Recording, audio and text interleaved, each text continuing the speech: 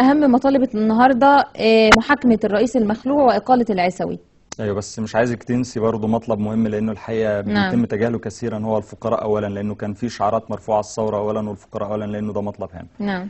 لكن اذا حبيتي انه نبدا بما يتعلق بملف وزاره الداخليه، ده واحد من اكتر الملفات اللي بتعكس حاله الارتباك في اداره المرحله الحاليه من جهه، والشكوك في نوايا اللي بيديروا هذه الملفات من جهة أخرى. نعم. يعني إذا أحسننا الظن هنقول إنه ارتباك، وإذا قلنا إن سوء الظن من حسن الفطن أحيانا فهنقول لأنه في شيء مريب في هذا. نعم.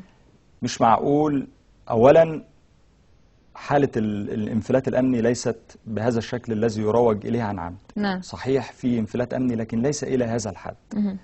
وحالة تخويف المصريين دي بشكل ممنهج ومبرمج، أنا شخصيا الحقيقة. يا أستاذ أحمد، حضرتك كنت معايا مرة في صباح الشباب وكنا بنتكلم عن الانفلات الأمني، حضرتك قلت إن الحالة الأمنية ليست بهذا السوء. صحيح. أنا أعترض.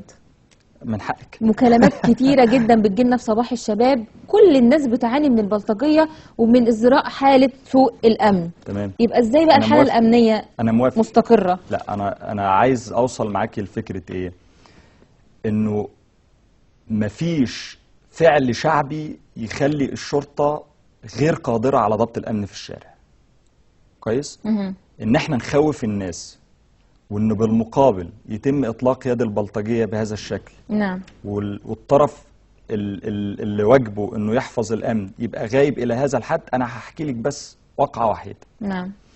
من يومين ليا مجموعة من الأصدقاء عايزين ينظموا مؤتمر سياسي. وده حاجة أصبحت مطلوبة في ظل المناخ الجديد اللي احنا عايشينه. نعم. راحوا بشكل محترم يختروا الأمن بأن احنا هننظم مؤتمر سياسي. بعد ما أخذوا أقوالهم وسين وجيم وسين وجيم، قالوا لهم اتفضلوا انتوا. نمضي على إيه؟ على محضر. محضر إيه؟ قالوا لهم محضر بالكلام اللي احنا قلناه وسألناكم وجاوبتوا فيه. الناس لقت في نهاية المحضر إنهم هيمضوا إنهم مسؤولين عن تنظيم وتأمين المؤتمر. نعم. فالراجل ببساطة قال له امال أنا جاي لكم ليه؟ يعني إذا كنت أنا اللي هأمن المؤتمر، أنا جاي للشرطة ليه؟ والأهم من كده، الشرطة تبقى وظيفتها إيه؟ يعني أنتوا بتشتغلوا إيه وبتتقاضوا أجر عن إيه لو أنا اللي هأمن المؤتمر؟ نعم. ثم اللي أهم من كده، أنا كمواطن لا عندي كلبشات، ولا معايا محضر ورق دفاتر أكتب فيها محاضر، ولا عندي بوكس أركب فيه اللي بيخالف القانون، ولا عندي سجن أحبسه فيه. نعم. أنت اللي حضرتك عندك كل ده. وهو ده الكلام اللي بيوجه للواء منصور العسوي الآن. سيادة اللواء هو اللي عنده كل ده، هو اللي عنده الدفتر المحاضر، وهو اللي عنده البوكس، وهو اللي عنده الراجل الشرطي العسكري والضابط. اعتقد ان الحاجه الوحيده وهو اللي احنا عنده ملفات لاشخاص لم يقبض عليها حتى الان، عنده عشرات الاف البلطجيه بالعدد اللي هم بيتكلموا فيه 60,000. نعم. دول كل واحد منهم ليه ملف كامل. صحيح كانوا بيداروا سابقا لاغراض سياسيه وانتخابيه، لكن عارفينهم، ولو عايزين يجيبوهم هيعرفوا يجيبوهم منين. ومش عايزين نقول ان البلد لسه فيها قانون طوارئ، وانه حتى لو الناس عايزه يعني تطبق قانون الطوارئ، مفيش حاله انسب من دي حاليا لاحتجاز هؤلاء عن المجتمع لحد ما الامور تستقر. انا كنت بقول لحضرتك على الحاجات اللي عند اللواء منصور العسوي، لكن النقطه اللي انا مش متاكد هل هي عنده ولا لا، الاراده الحقيقيه في انه يعمل اصلاح حقيقي داخل المؤسسه الامنيه في مصر. ولما نتكلم عن اصلاح حقيقي بنتكلم عن تغيير العقيده نفسها اللي موجوده في جهاز الامن المصري. خلي بالك انت بتتكلمي عن سنوات طويله كان يقدم فيها الامن السياسي على الامن الجنائي. نعم. كان ضابط المباحث يبقى قاعد في مكتبه عارف مين في نطاق اختصاصه البلطجي ومين تاجر المخدرات. دي حقائق لازم نواجه نفسنا بيها، لان احنا في لحظه مصارحه ومكاشفه، ويجب ان احنا نرتفع لمستوى اللحظه دي علشان نكون امناء مع نفسنا وامناء كمان مع الناس اللي بتسمعنا. نعم. الراجل كان بيبقى عارف دول، بس دول مش قضيته الاساسيه. قضيته الأساسية مش الأمن الجنائي، الأمن السياسي. هو قضيته مين اتكلم مع مين وقعدوا فين وقالوا إيه وجابوا سيرة مش عارف الرئيس بإيه ولا الوزير بإيه. وصلوا لمرحلة إنه لو عيل صغير في طابور الصباح في مدرسة إعدادي ولا ثانوي قال كلمة في طابور الصباح، ودي حاجة يعني مش على سبيل المبالغة، دي واقعة حقيقية وحصلت معايا أنا شخصيا. طالب يقف في مدرسة ثانوي يقول كلمة في طابور الصباح راجعها المدرس بتاعه، فيجيله واحد من صول من الأمن على بيته. يعني ده ملخصه إن احنا كنا قدام مؤسسة أمنية بتهتم بالأمن السياسي على حساب الأمن الجنائي. طب يا أستاذ أحمد، ده قبل الثورة. ان تمام. هو كانت مشكلته كلها في السياسه مش في القضايا الجنائيه. جميل. بعد الثوره كل الحقائق السياسيه تكشفت. تمام. المفروض دلوقتي عليه مسؤوليه جنائيه. ده صحيح. بمعنى ان احنا لو طالبنا فعلا باقاله العيسوي يبقى احنا عندنا مليون حق.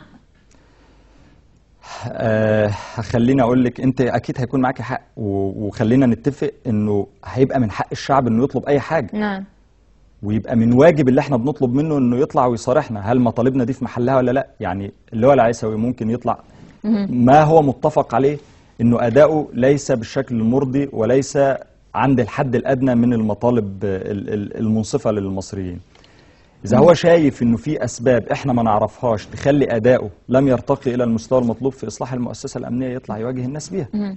وإذا ما يقدرش يواجه الناس يبقى يقعد في بيته بكل احترام وتقدير. يعني نعم. دي مسألة لا فيها تجاوز ولا فيها تجريح. إحنا دلوقتي قدام إنه الراجل الناس حاسة إنه أداؤه مش على المستوى المطلوب، فهو يطلع يقول للناس أنا والله أدائي كذا وأنتوا رأيكم كذا، بس في كذا، وخلي بالكم إنه في أمور من قبيل كذا وكذا. نعم. إذا الناس اقتنعت كويس، إذا الناس ما اقتنعتش يبقى هو كفاية لحد كده. وكفاية لحد كده دي ثقافة المفروض تبقى موجودة عند أي مسؤول في مصر، لأنه ده مش له فرعون وله نصف إله ولا بالمنطق اللي كنا بنتعامل نعم. بيه. ده راجل مكلف، مكلف من قبل الشعب المصري إنه يؤدي وظيفة محددة في مقابل أجر محدد. فإذا الناس اللي مكلفاه بأداء هذه المهمة واللي بتدفع له هذا الأجر غير راضي عن أدائه، يا إما يصارحهم ويكشفهم يا إما يسيبهم ويمشي. نعم. من ضمن الأحكام المستفزة تأجيل التحفظ على أموال عز وأسرته إلى 3 سبتمبر. ما هو أنا زي ما بقول لحضرتك، هو يا تأجيل يا إفراج. عادلة وعاجلة. نعم. شوفي أصله دي مسألة، شوف احنا مش عايزين نعامل الناس دي بنفس الطريقة اللي كانوا بيعاملوا بيها الناس، لكن في نفس الوقت مش عايزين هذا التساهل الشديد معاهم. يعني ايه يا استاذ احمد مش عايزين نعاملهم بنفس الطريقه اللي كانوا بيعاملوا بيها؟ يعني في ناس ظلمت ولم يتحقق لها ضمانات المعادلة الكافية فيما سبق. نعم. انت شايف حضرتك ان احنا في وقت ينفع ان احنا نحمل فيه شعار التسامح او التساهل؟ لا، أنا مش مع التسامح. او التباطؤ؟ لا لا لا، انا مش مع التسامح ومش مع التباطؤ. انا مع العدالة يعني المحاكمة العادلة، خليني اقول لك الناجزة.